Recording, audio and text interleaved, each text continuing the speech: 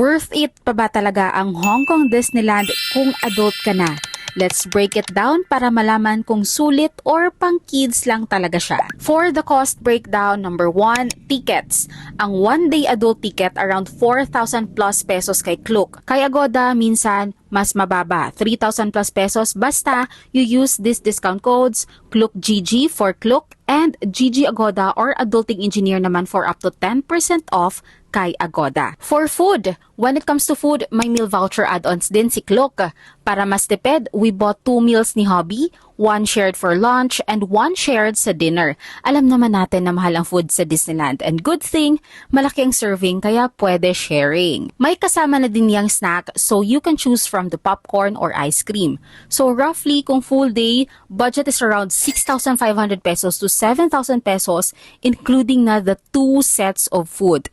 And mga snack na iba, pwede ka namang bumili sa convenience store tapos dalhin mo na lang sa Disneyland. Next, what you actually get. Access to all the rides, shows, parades, and ang pinakasikat na Momentus fireworks display. Hindi lang siya pang bata ha, may Marvel rides din like Iron Man Experience and Ant-Man vs. the Wasp na perfect sa adults na gusto pa rin ng konting action.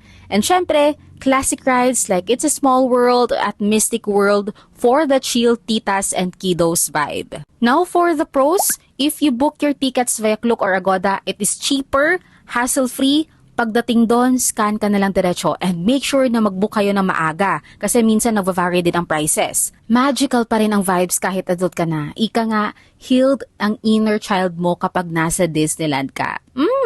One day is enough para ma-enjoy mo halos lahat ng attractions. Pero if madami kang energy at bitin ang one day, may 2-day option din naman sa ticket.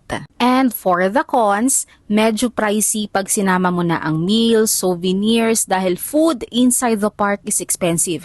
Kahit may mga vouchers ka pa, although may mga free water refilling naman sila. Kung thrill seeker ka, baka bitin din. Konti lang ang extreme rides dito. The final verdict, sulit ba as an adult? Of course, yes, kung gusto mo ng chill day, magpa-picture, mag-food trip at maramdaman yung Disney magic. Pero kung hanap mo ay extreme rides, baka bitin. Last tip, book via Klook or Agoda and use these discount codes, Klook GG or Adulting Engineer. Piliin yung off-peak day para mas mura and enjoy every moment. Kasi Disney isn't just for kids, it's also for kids at heart.